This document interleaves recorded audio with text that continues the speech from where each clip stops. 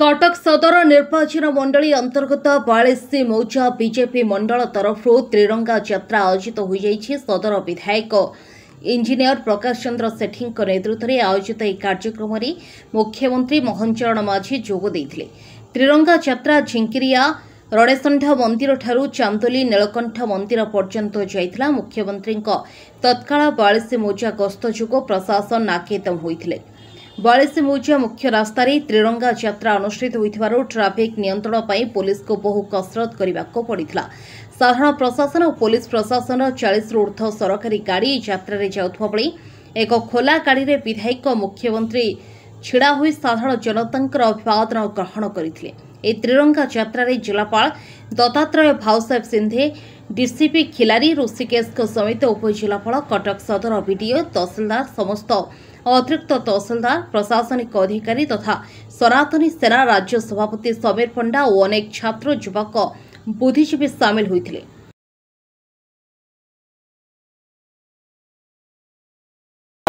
आज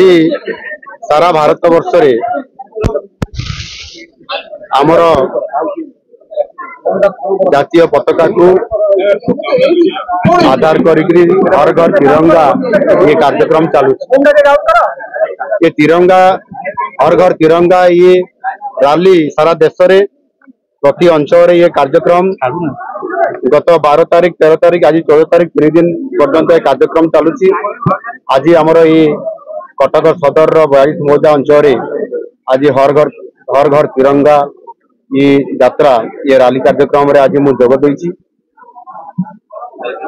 ये तिरंगा रैली रो मुख्य उद्देश्य होउछि आमर जातीय पताका को सम्मान देवा एवं तार सुरक्षा एवं सम्मान या को आधार कर किबरी भाव में व्यापक भाव में जनसचेतनता करवा लोक मान पाखरे खबर पहुंचेबा कथा जे जातीय पताकार महत्व एवं तार सम्मान कौन आ से दृष्टिकोण आज ये कार्यक्रम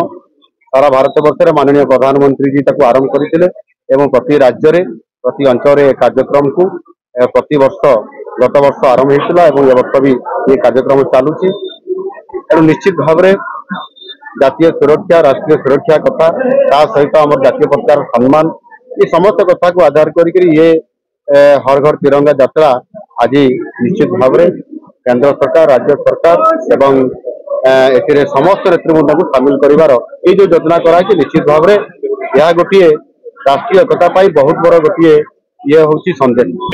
बहुत तिरंगा यात्रा रे जहाँकि राष्ट्रभक्ति सृष्टि करने युवपीढ़ी मानक मध्य जे मुख्यमंत्री धन्यवाद देवी मो अनुरोध रक्षा करी आज 42 मौजा तिरंगा यात्रा योगदान करते और समस्त उत्साहित करते देश काम करवा और राष्ट्रभक्ति जो सृष्टि करते निश्चय ए 42 मौजा कटक सदर आग पीढ़ी माने बिना स्वार्थ ए देश काम करेंगे एक पताका तले एकजुट है एकता है जो काम करने प्रयास जारी रही। भारतीय जनता पार्टी आम सरकार मुख्यमंत्री जो प्रयास रही निश्चय ओडिशा निश्चय विकसित हम और भारत वर्ष विकसित हम। 10 किलोमीटर पाखापाखि यात्रा है मुख्यमंत्री इतिहास रे फर्स्ट टाइम मुख्यमंत्री एत बाट बोधे माने आज रैली रे योगदान करिसंती जहाँकि कटक 42 मौजा मुख्यमंत्री आसंती किंतु मुख्यमंत्री 25 वर्ष पर 24 वर्ष पर योगदान करी रैली रे 5 किलोमीटर 10 किलोमीटर रैली रे योगदान करें अशेष धन्यवाद। और तांकर जो इच्छा शक्ति अच्छी और काम करने डे टू डे वर्क परिश्रम अच्छी जो करुछंती ग्रासरूट रे काम करुछंती ग्रासरूट रे पहुंचुछंती निश्चय आगामी दिन में ग्रासरूट ही विकास आपण देखिबे आस्ते आस्ते आपण विकास रो परिवर्तन जानी परिबे। निश्चय पॉलिटिकल छाड़ंतु देशभक्ति सृष्टि हम ए देशभक्ति सृष्टि करबा हमर प्रयास अछि युवपीढ़ी माने देश पई काम करिवे केमती निश्चय यह इंपैक्ट पड़िबो। बहुत खुशी अच्छी कारण आम जान नु सका सका खबर आसला 9टा बेल खबर आसला मुख्यमंत्री जी आमर अति आम प्रिय अति भल पाऊ आम बहुत सुंदर कार्यक्रम आज आम समस्त एकजुट स्वागत करने आज पहुंचीचु। बहुत सुंदर रैली आम कलु आ बहुत आनंद आम मन भर अच्छे। ये संदेश आमर या जनसाधारण को मिलूँ ये मुख्यमंत्री वीआईपी मुख्यमंत्री नुहति ये हूँ जनता मुख्यमंत्री ये लोकप्रिय मुख्यमंत्री ये लोक ये आम भितर गोटे उन्माद गोटे स्पिरिट आम भर जागरण होगी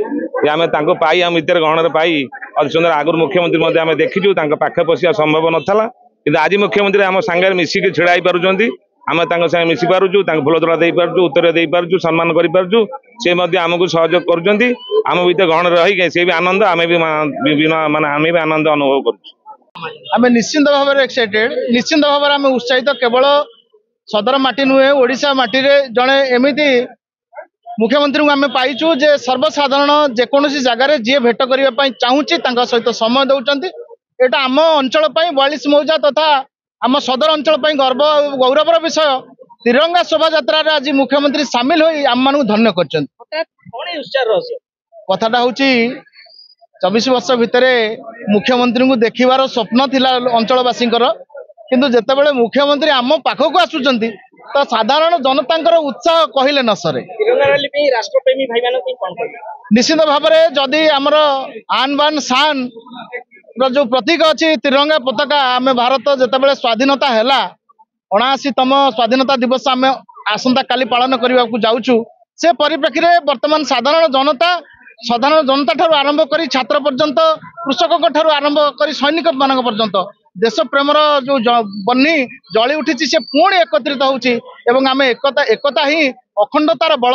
आम एकतार स्वर को नहीं आम समस्त आज निश्चित भाव में उत्साहित। कटक जयदेव पाणी रिपोर्ट हर्षिका मीडिया।